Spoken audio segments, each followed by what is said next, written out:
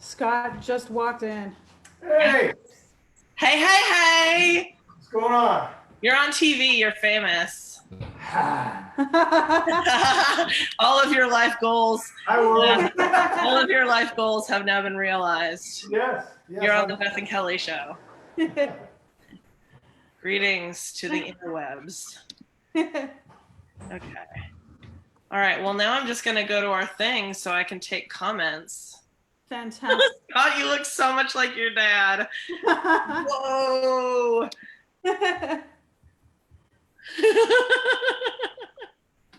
All right. Well, the show doesn't officially start for 3 minutes. Should we just sit here and talk? Sure. I mean, we would Before sit here and downbeat? talk anyway. Yeah, we're just gonna sit here and talk. That's what we're gonna do. We're So looking I'm at. going to point out that obviously neither Scott and I have had haircuts, but you have. I had mine yesterday. So, you know. Lucky you. I did the other one myself. So if you go back and watch episodes 1 and 2, you can see my hair stylings. This one was profesh. And we can see that I'm in my laundry room. It is like really cool that I have this chalkboard here with staves, but I didn't really take the time to move the laundry hanger thing and scoot myself back so you don't see my storage. We've got a drill, some teep. Yup, we got some teep, we've got the dog food, you know. And Beth has had a change of scenery as well. I know, I wanted to go outside, but it's just like too cold and this weather is bumming me out big time. So I'm here in the kitchen, yo. You know? No sunglasses. That's all right. Do you have a fizzy water to begin? Oh. Is that house brand cranberry? Kroger brand. Okay. Kroger brand, and I got another one queued up just in case. The cranberry lime or something like this? Lime. Yes, dude. Yeah. I went fancy today. I was feeling kind of saucy, and I decided that I would add some grapefruit juice to my fizzy water. Whoa. And then I had a sip, and I was like, that's bomb. It's like a Paloma without the tequila. It's bomb. Because it's only 1 p.m. It's a little early. I mean, summer. Summer. Just riffing for like 30 more seconds. Yeah. Someday I'll figure out how to crop these things so that our, warm up is deleted. Right. But I don't know how to do that at this time. We don't have production skills. No, there's none. If anyone wants to volunteer to do that for the Beth and Kelly show, we would appreciate it. To take on 2 crazy ladies. Mm-hmm. And the ramblings. Yes, and their ramblings. I really like how many people have popped out of the woodwork, specifically 3 former student teachers. Yeah. Yeah. So that's fun. It's fun. And I've noticed other people creating shows too. Oh, are we trendsetters? I think we're trendsetters. What? We're influencers. Yeah, influencers. Is that what that means? I think that's what that means. Can we get on payroll somehow? Listen. How do people get on payroll for this? Right. Well, we could maybe like do a little Venmo address thing under our faces. Yeah. I think that's something you can do. All right, it's 1 o'clock. Beth and Kelly like an on-time downbeat. Let's do this thing. All right. Episode 3, music teaching friends.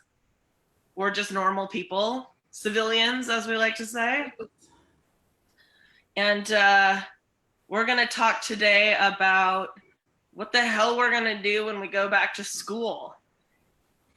And we have some ideas based on First of all, let's put out there that we don't know. Honestly. We don't know. There is no answer to any question right now. Anyone who says that they know is cray. Because we don't. We don't know. Things are changing like literally daily. And so districts and schools and organizations can say what they want it to look like or what they think it'll look like, but no one knows. And I guess that presents a whole level of new stressors because we're teachers, right? We exist in this world where we're looked at as people who solve problems and we did. Like, look at how fast all of us moved to online learning. Right, but we also are people that are conditioned through our career and through our training and through the things we have to do. We're conditioned to have plan A, B, C, D, E, F, G, H, I, J, K, all like lined up, ready to hit go. And right now it's like, how do you even do that? Right. And for the planners out there, you spend your summer doing that. Beth and I, of course, spent our summers not planning.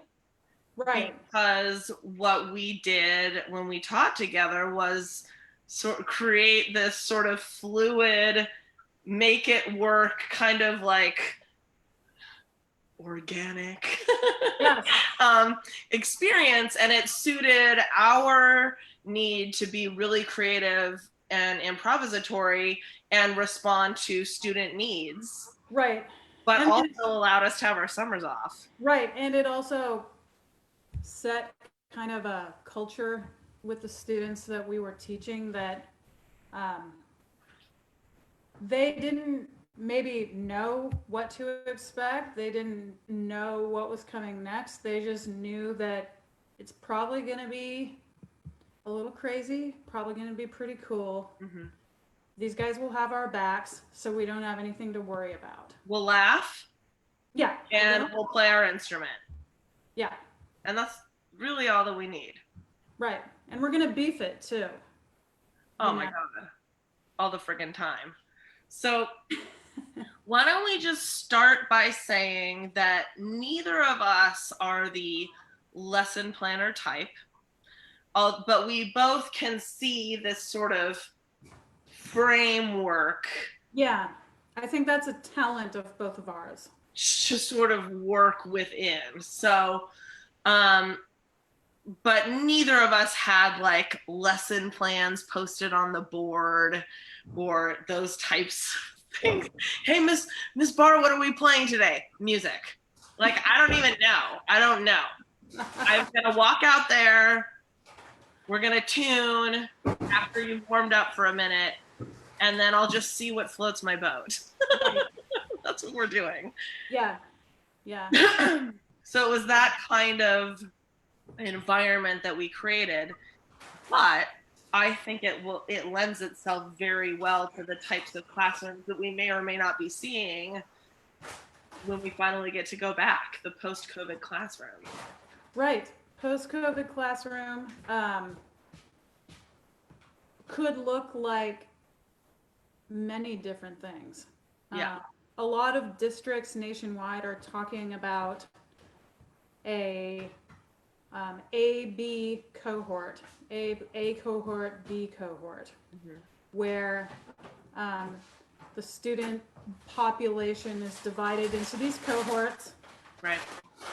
And they have different days where they attend school. So naturally, music teachers are freaking out. Right. Also, I want people to know that,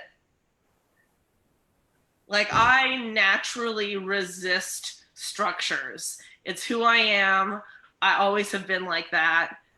I don't like to be told what to do if I think the thing I'm supposed to do is stupid or the person telling me to do it is stupid.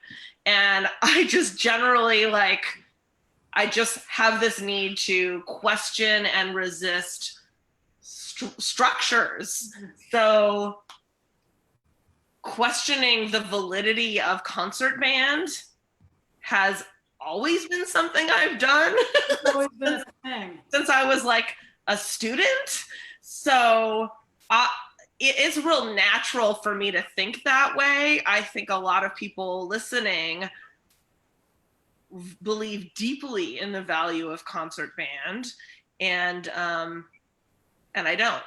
So I guess there are some, like, people need to know that's where we're coming from before we start. Right. You know. Right. Well, the typical offerings of a public school music department, if you will, from elementary through high school. Elementary, we've got general music, which gives the student a general overview and is really what we in education the most equitable class that we have. So the entire class takes it. Right, the entire class goes, and then we get into this thing where you've got to choose your team for life. Choose your team for life, and you are given 3 choices: band, orchestra, or choir. And then never the 3 shall meet. Right, and then if you are lucky, your middle or high school will offer some type of jazz band experience. Now that experience is likely not open to anyone but the players of jazz band instruments. So, which is like a questionable concept in itself. Some teachers, stretch the limits a little bit. And get laughed off the stage at jazz festivals. Right. I mean, the whole thing's a racket. Don't even get me started. Like episode 8, 8, 9, 10, and 11.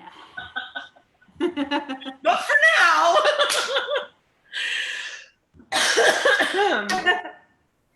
Well, I mean, that's kind of like the great thing about signing up a string group as a jazz band and then marching those kids with their violins and cellos out on the stage. Dude, in the beginning, we just called them Jazz Band 2. And we were interchangeable. Sometimes they were Jazz Band 1. What? Yeah. What? And then the adjudicators are like, I don't know how to use this rubric. Use it the same. So what? They're playing viola. That's rad. Yeah. They're the best improvisers you've heard all weekend. So, and off yourself. One of my favorite activities is taking the stage plot chart and crossing out the word trumpet. And crinkling it up in a ball, dude. And writing violin 1.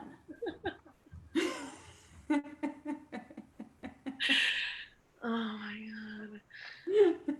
Well, we'll talk about that too at a different episode. So today, I think people who have watched, thank you to all of you, hundreds of people, which is really cool. It is cool. It's not just like you and I clicking on it and then closing out, and that racks up another view. There's no way. I mean, that's hilarious. I'm not going to lie. I did think that to myself. And then I thought, there's no way we've both clicked on it 150 times. I mean, maybe my mom did. The support team in the background. Sitting there with their device. Our teacher parents. Click, close, click, close.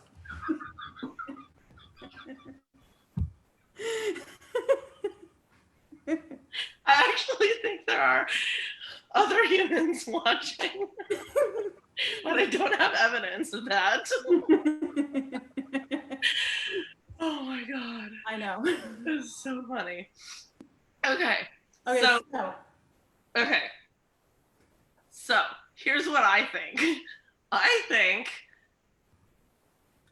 music teachers are causing a major problem for themselves if we are rigid in our expectations for next year. If you've got an administrator talking crazy to you, like kids are gonna have 3 classes. Right. I think it would really serve us and our students who want to still play music to just say, great, just give me a music class and put my kids in there just so every student that wants to take music sees me at some time. Let's remove the band, orchestra, choir garbage, and let's just have it be music for next year, which gives you an entire year to watch the Beth and Kelly show every Friday and reimagine what it will look like when we're back to normal. But I don't think normal should be business as usual. Right. Forget that. Forget that. Yeah. Forget it. Forget it. The formats are problematic. They're problematic. Like, in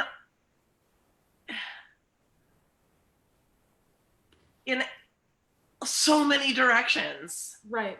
The repertoire,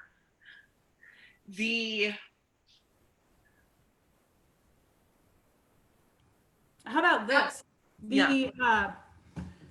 The inability of instrumental programs to truly absorb beginners at the secondary level because they weren't given the prerequisite instruction in instrument playing and note reading in elementary school.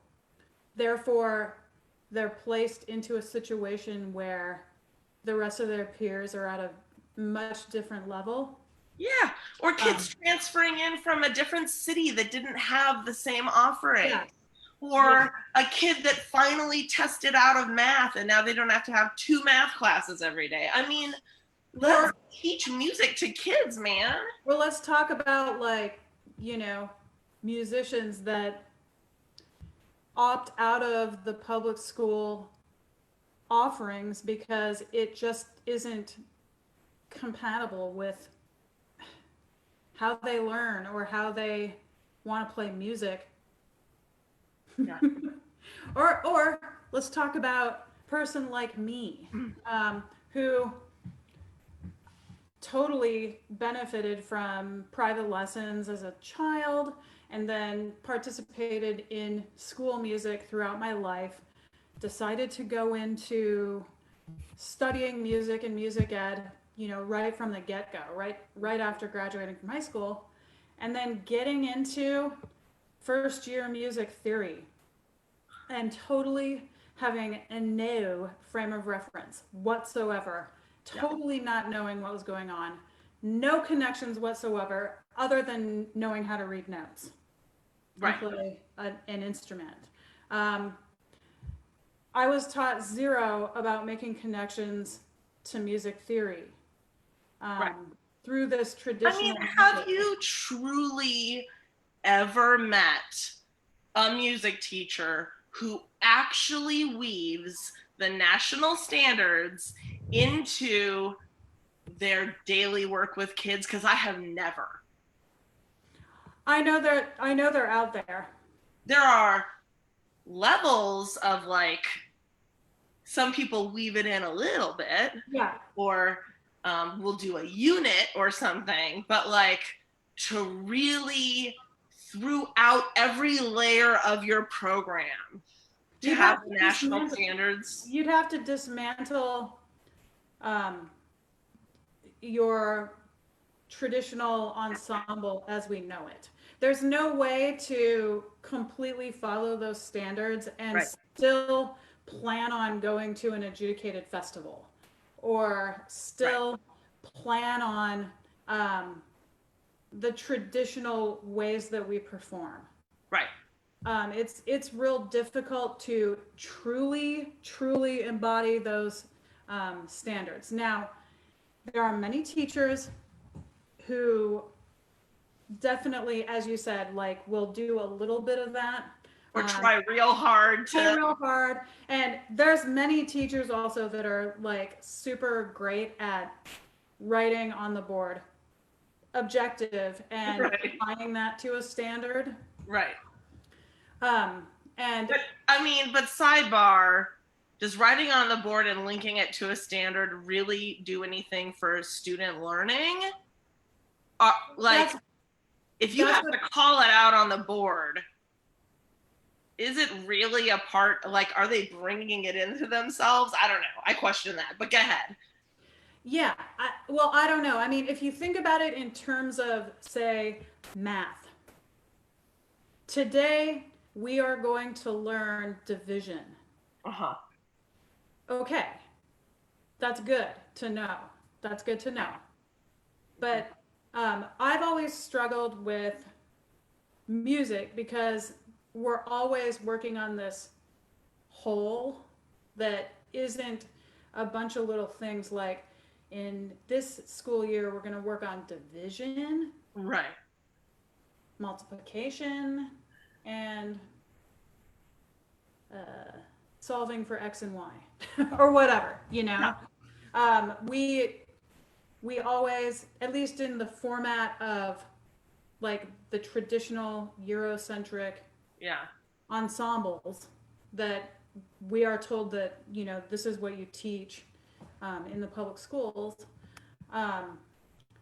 We're always working toward these like performances, and until we can get away from working toward the traditional concert cycle and the traditional assessments or adjudications, we really are not going to be truly catering to the standards.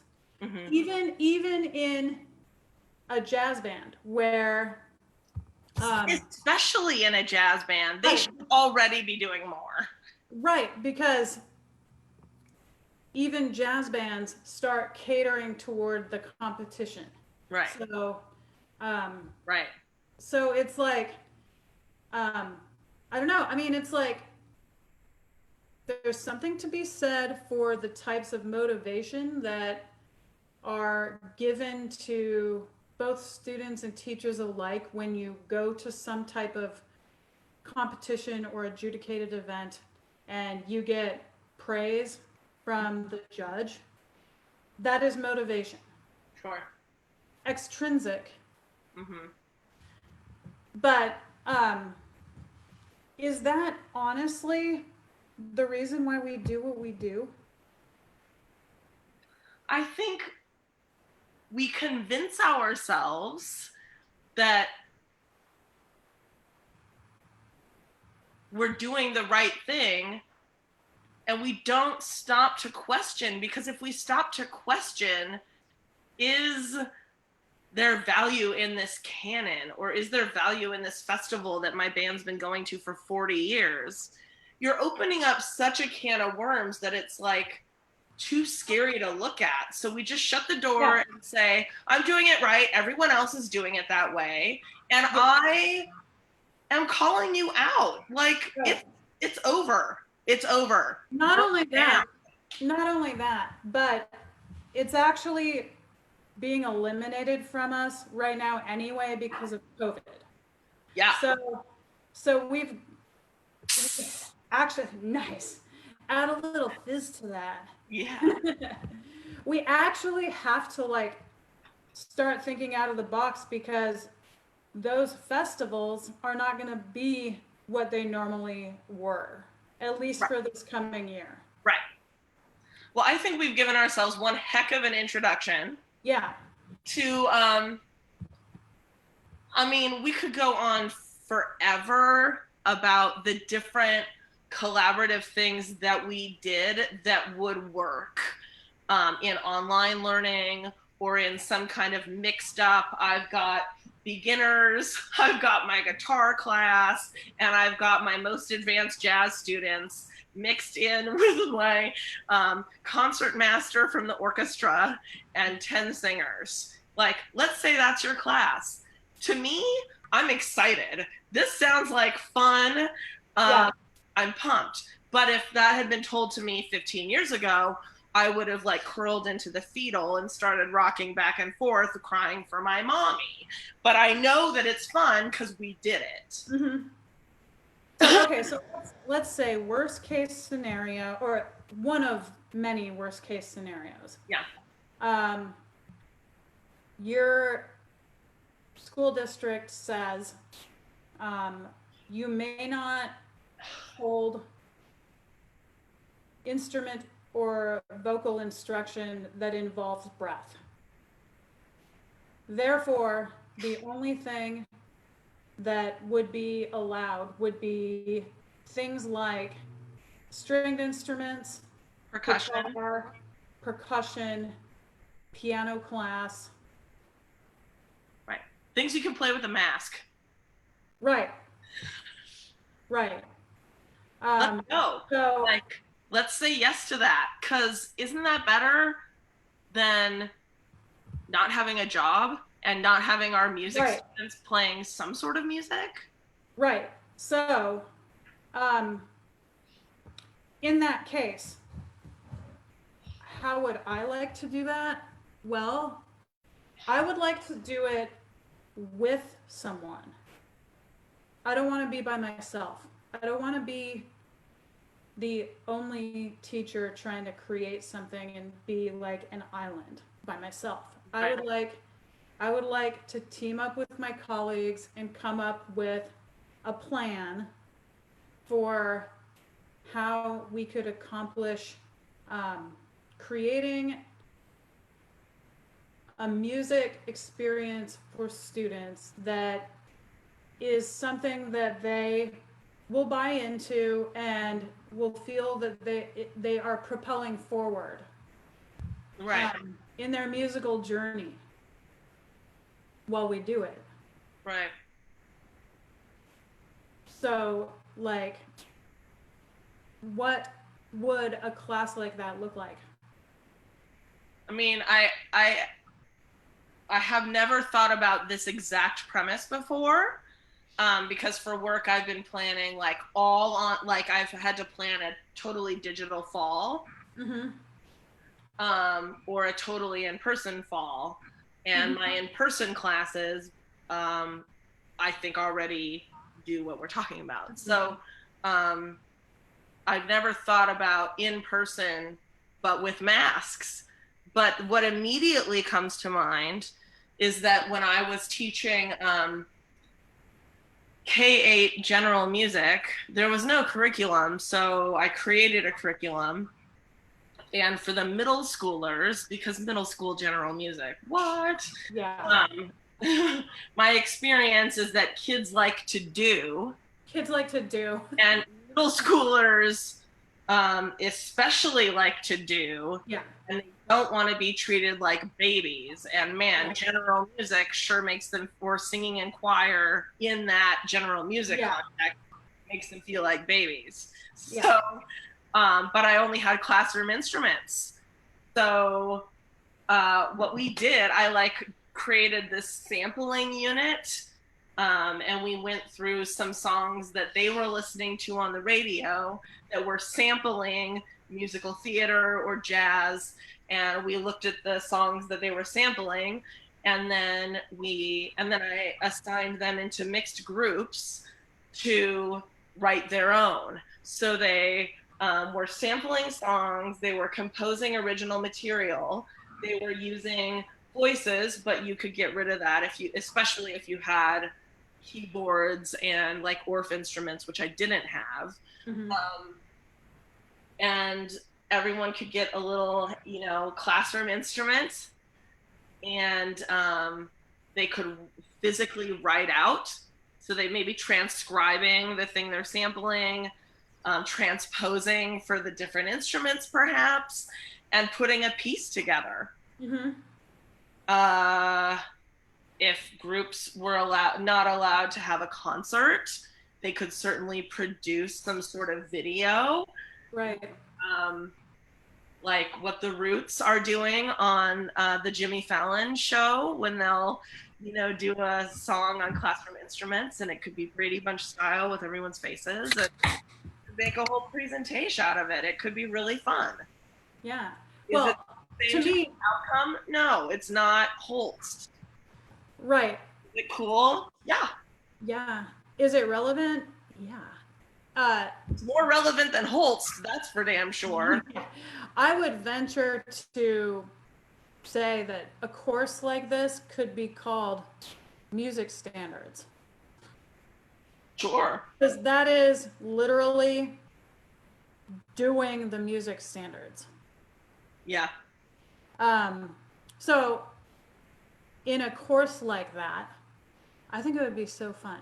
Like the band, orchestra, and choir teacher are working together to create this. And Maybe team you each teaching it. have a roster of 40. Yeah.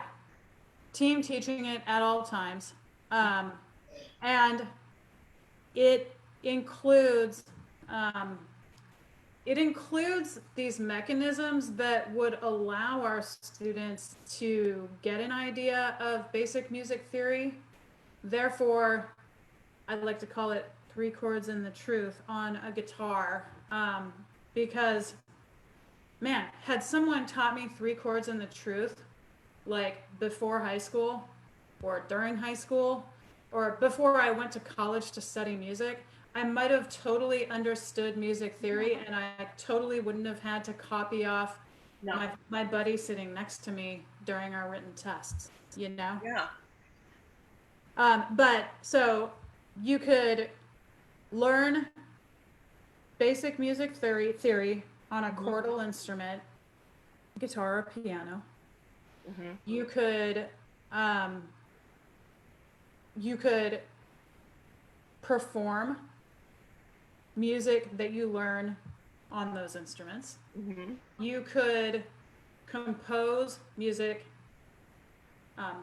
either for those instruments or just in general. Sure. You could analyze music that you hear. You could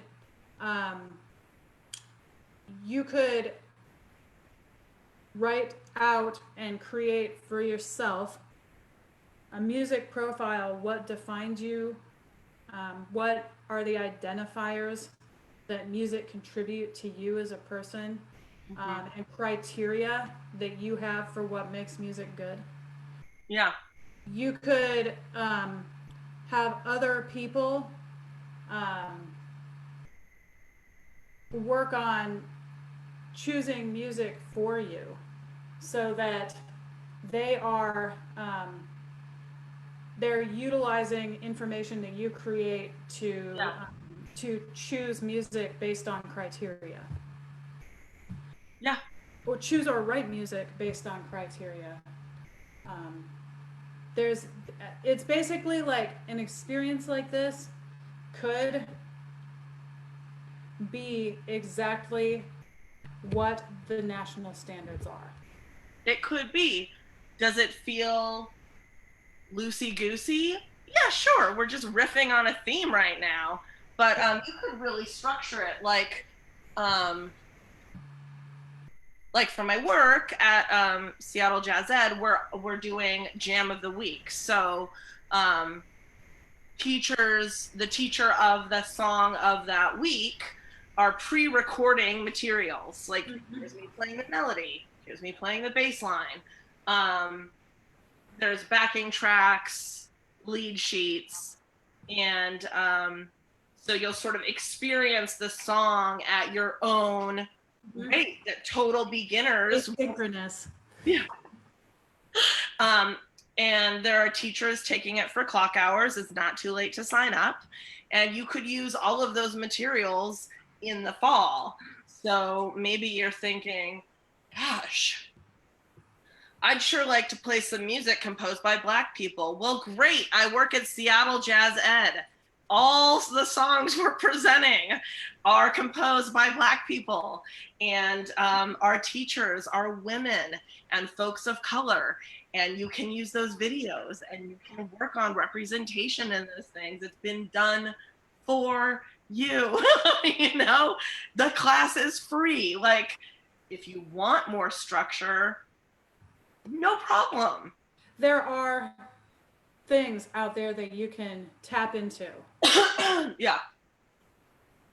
And then I think, you know, there's a whole other question of, well, what does it look like when we come back together? Right. I don't know. I mean, I feel like we've got to bite-sized piece this thing. We got a bite-sized piece it. I think that it would suck if it just went bye-bye. If like a new format was created and then it just went bye-bye and we just like dismissed it, checked the box. Okay, back to Holst. Right. It would be really bad. And I know that most people are going to do that. Like, the common thing I hear people talking that they're going to do with their high schoolers in the fall is score study. Are you friggin' kidding me? Score study? Like, snooze alert, dude. What are we? That is not the solution. Also, let's just talk about realistic music careers. Yeah. Realistic music careers. Okay, so interestingly, with saying that both you and I believe and sort of built our shared teaching philosophy on the idea of lifelong music makers. Yeah. Right. 21st century skills. Right. Yeah. So yeah, 21st century skills, the things that you do to get paid. Right. And also, you know, I just find it so interesting that we live in a city that is considered a bit of a hub for the music industry. Yeah. And yet,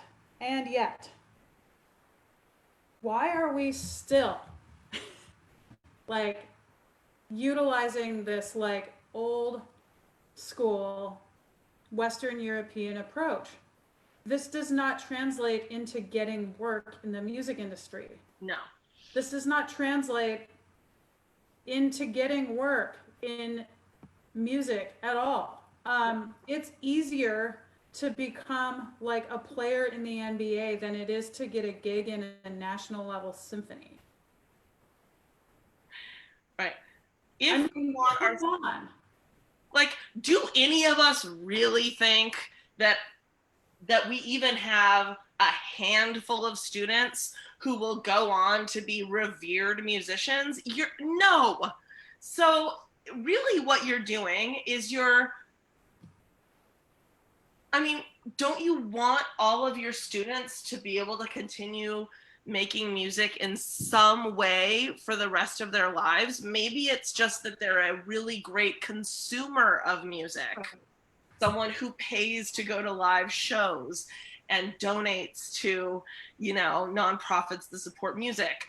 Or maybe it's someone who is Joe Microsoft, like we like to say. Joe Microsoft. Joe Microsoft buys the top of the line equipment. Yeah. Can play one chord and wants to jam out with his bros. Wants to jam out and go to fish shows, you know? Right. Let's get Joe Microsoft some real skills while he is Joey in our music class. Right. Let's do it, man.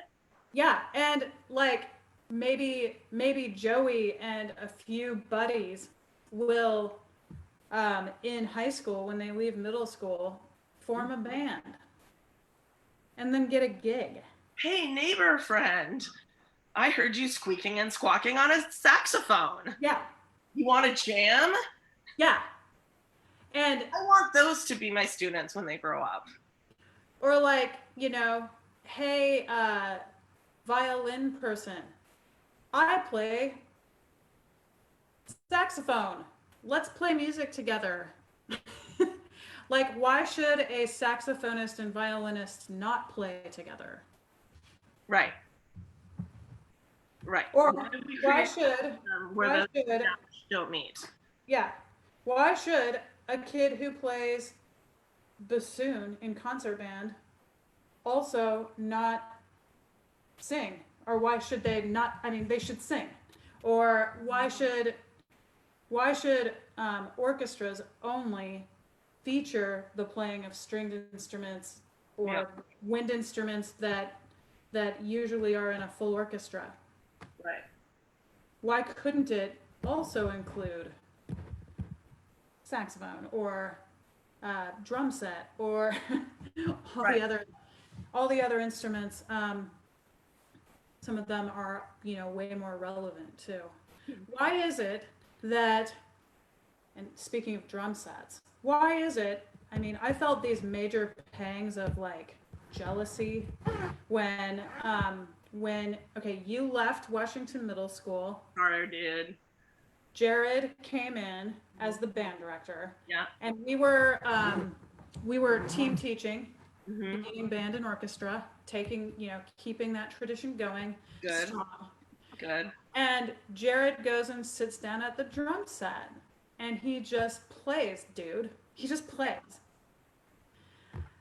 Yeah. How come I was not given that opportunity? I'm pissed. I was jealous. Well, I think when you start, I mean, it's so amazing to just be able to think, what if my whole program burns to the ground, which they are currently doing, and what do I want it to look like? Oh, truly, when I come back. And if you start bumping up against, I want it to look like just like it did, you need to stop and you need to really think about what you're saying. Are you saying that you want to have a racist, sexist program again that pits instrument groups against each other and or even instruments of the same type? I mean, yeah. Orchestras are a feature of orchestras is cutthroat behavior. Right. When it comes to who's going to sit up front. Right. And when are we going to stop treating like our band programs like it's the Seahawks? Right. It's not a sport. This is not a sport.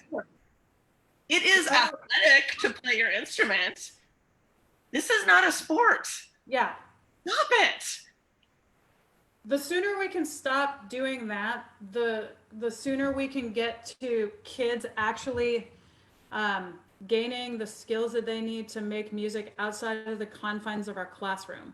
But when we continue and perpetuate in the old way, what we do is we solidify the fact that unless the student has services outside of school, like private lessons or something, unless they have those types of extra added things, they're that probably money and are an equity issue. Right. That they probably aren't going to be as well equipped with the tools that they need to enter into music making outside of school. Yeah. When they leave us. Right. Should they want to. As adults. Right. When they work at Microsoft and want to hang out on a Friday night in the garage.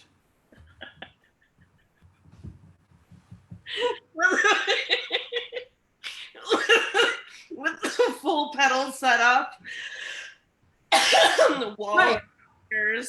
Right. You know, to shred on a G chord. Yeah. Or like create a Fugazi cover band or something. Yes, Fugazi, let's do it. You know? Okay, so let's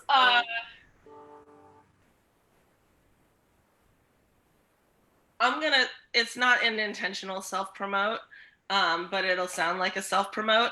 I think that one of the most successful collaborations that we did was those flex scores. Yeah. Which were total crap. I mean, but the concept is gold. Concept is gold. So we found these flex scores. They were at like an intermediate level. Like I've played for a year and a half, maybe. I guess that translates to about a level 1.5 to 2. Yeah. And all the songs were Eurocentric, was definitely composed, like arranged by a white dude. Like we were not firing on those cylinders, but it's what there was. It was like flex score at a 1.5. I think that was the only option. Right. And we got a buttload of them. Yeah.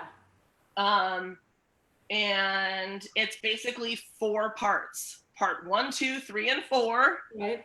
They're not assigned value. It's like it releases the I'm the best because I'm playing first kind of idea. Right. Yeah. It's not like that. Right. And we would.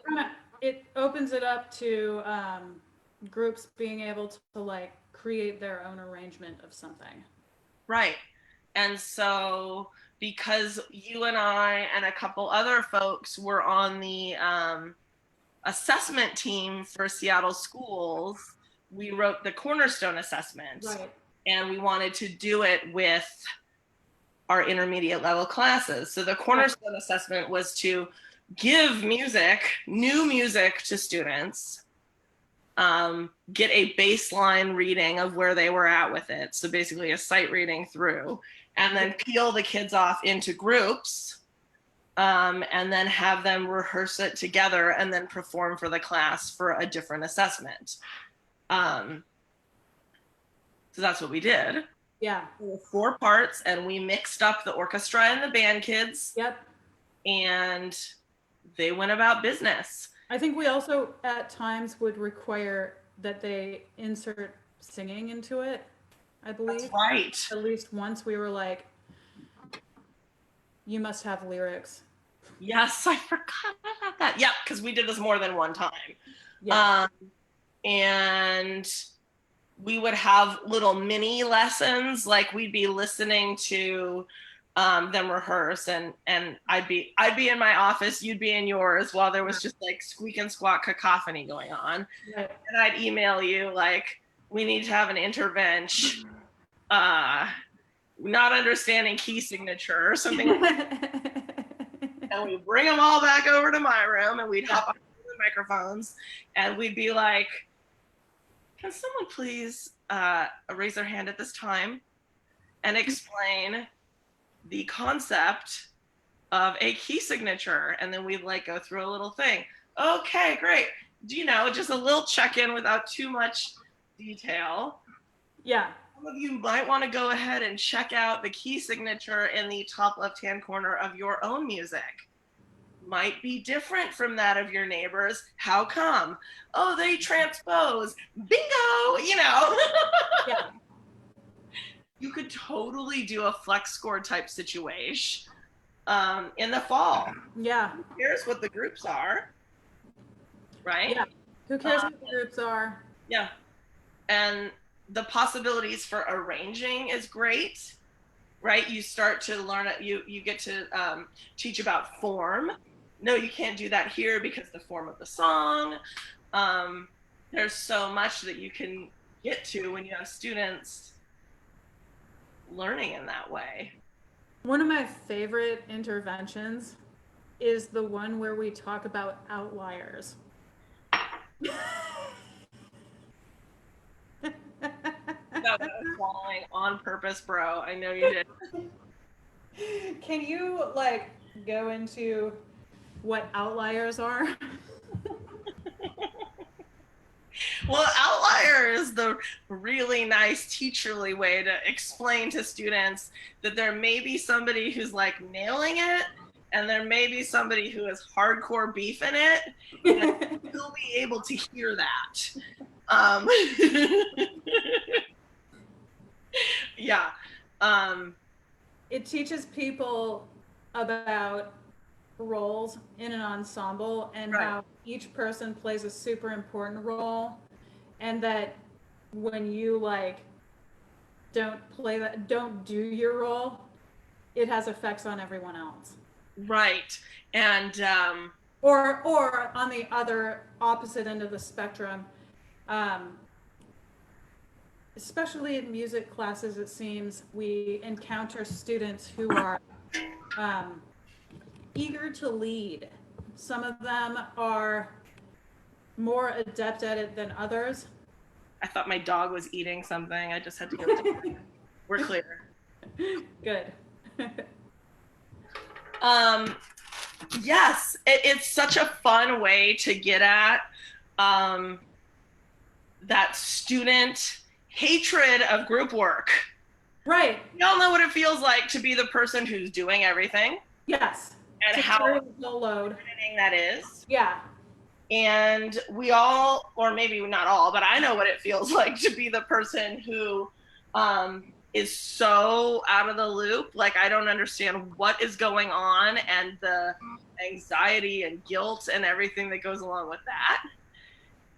To talk about it as outliers and like how the song, there's no hiding here. So there's no hiding here, and it like these moments become these true, real moments of growth for kids. right.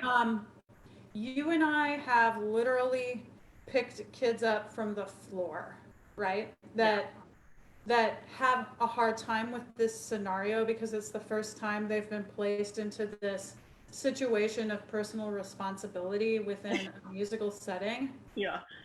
And kids who have emotional breakdowns because they're worried that their playing is going to let down the group. Or kids who are in self-placed roles of leadership and don't know how to manage feelings that accompany watching other people not put effort into something. Right. Or kids who truly have like something happen. Like, remember when was it Marcus? It was one of our students. Okay. Broke his hand. Or Icarus or somebody broke his hand or something and was super duper worried that they weren't going to be able to pull this off. Like, they were going to let down the group. And we were like, find a way to plug yourself in, man. And, you know, they didn't tell us what they were going to do.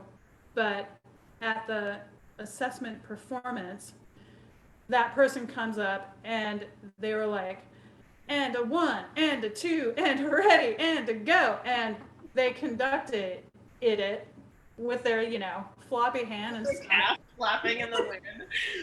Oh my God. And like, they totally found a way to plug in and totally be a part of the group, even though they had a broken hand. Yeah. I'm telling you, I have literally mentioned to every composer arranger that I know, if you get into the business of flex scores and actually arranging very cool songs that are not only 4 parts but at 4 different levels, where you could have balls for a beginner and something virtuosic for an advanced student, that you would be like leaning into a gold mine. And now they're all wishing that they had, because now we really need it. And the reason it's going to sound like I'm tooting my own horn is because we are rolling out flex score materials in the fall. Fantastic.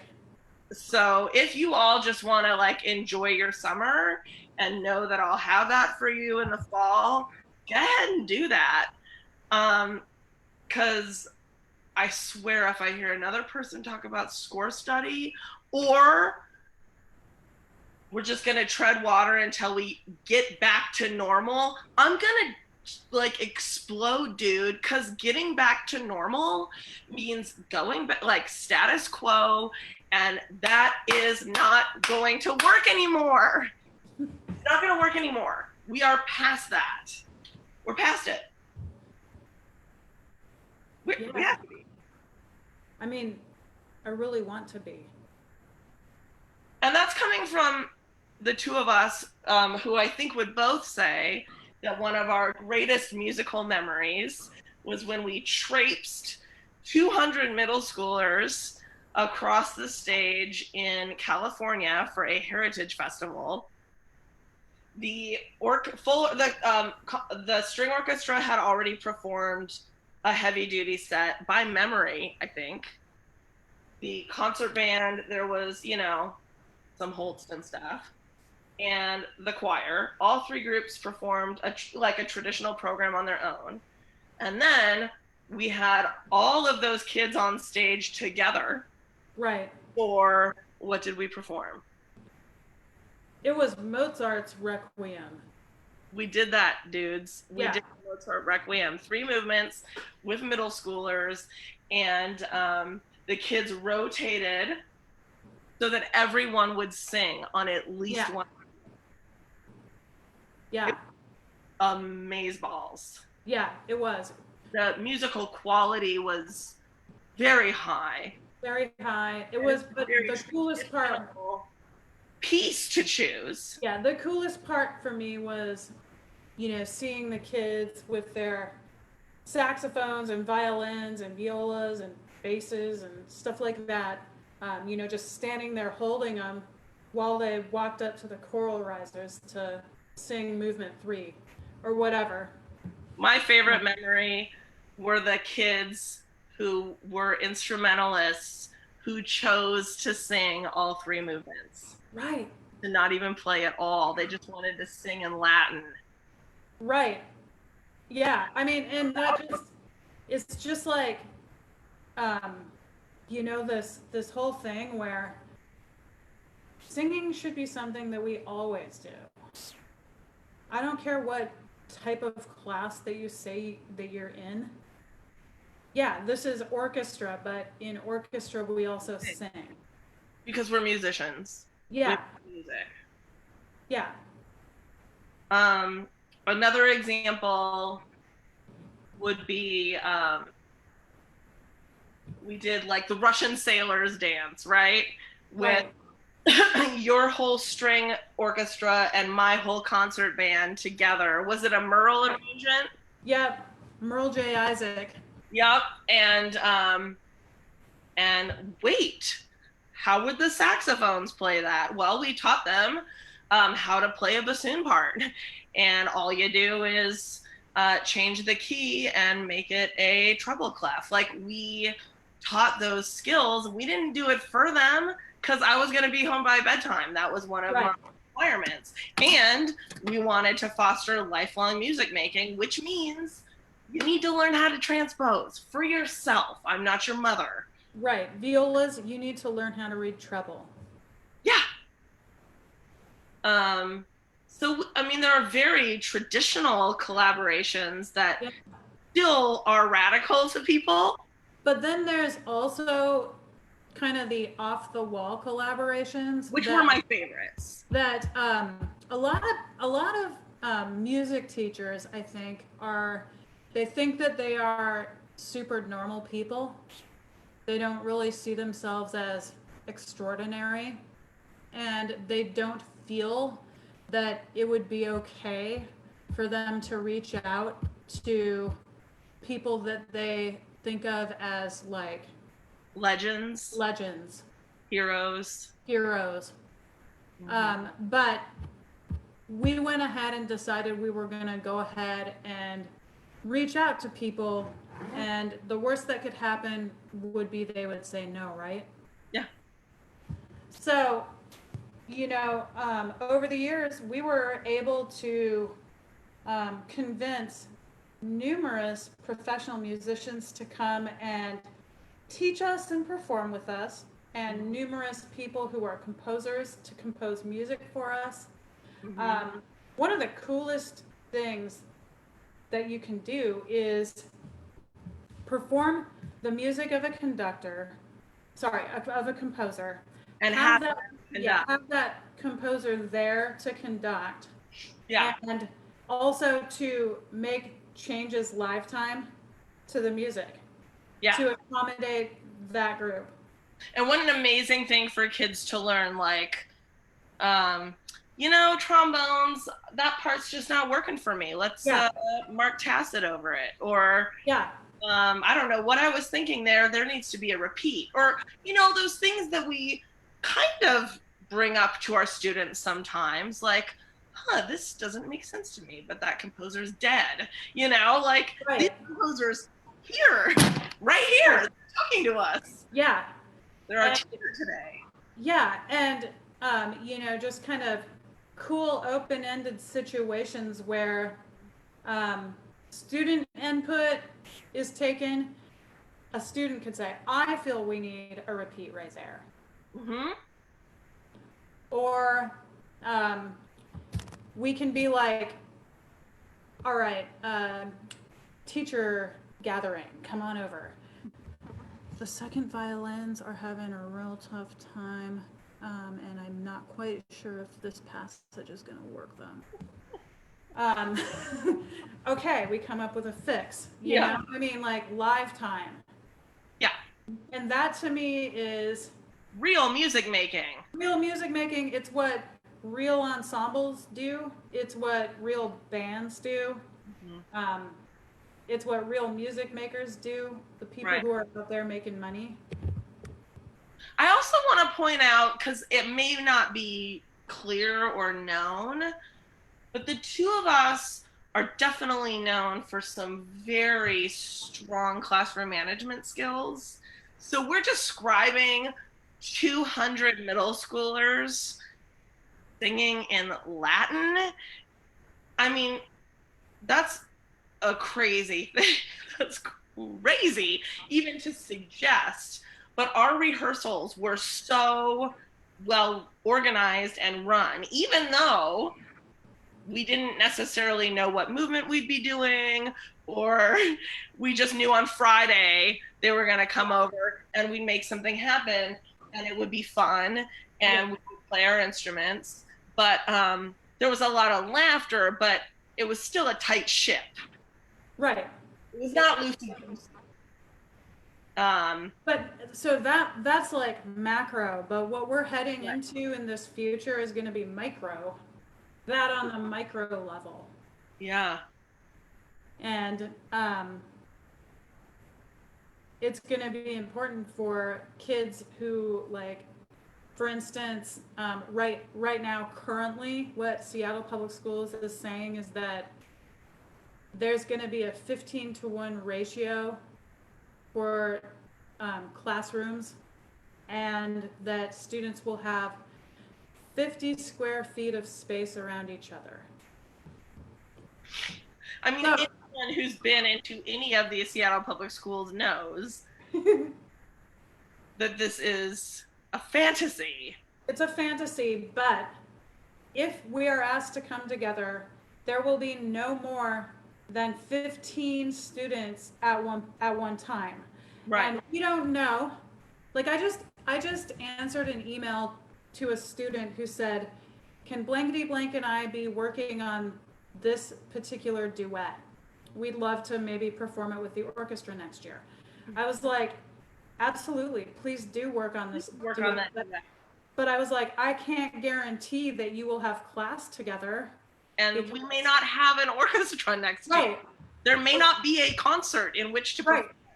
Right, but at least they want to work together and like create things together. And I was like, absolutely work on that duet. You know? Do that duet. And I mean, for the love of our students and music, we need to say yes to what's happening, because we have no option for safety reasons. Like, let the chips fall. Let the chips fall, because right now we got to keep kids motivated. Because it's all the unknown. So if they are coming up with ideas, we should be listening to what those ideas. They know how to do this stuff way better than us. Yeah. Yeah, dude. Well, it's 2:00. I know. I'm going to propose that next week for episode 4, let's dig into the collab we did with Simone Shaheen and the one we did with Jovino Santos Neto, because I think those are 2 really good examples of what post-COVID could look like and be really cool. Yeah, and what we did with those people caught fire with the kids. And then from there, like, audience, go ahead and reach out with suggestions or whatever. And like, let's figure this out and let's have it be different when we come back. I'm real concerned about anyone who's trying to just have things be the same. Let's dream big. I mean, and that's honestly, let's make it happen. That is the whole concept. Let's make it happen. Yeah. Whatever we dream, let's make it happen. Yeah. All right. Look at you with a nice little wrap up. Cheers. Cheers. Cheers. All right. Bye, friends. We'll see you next week. See you next week.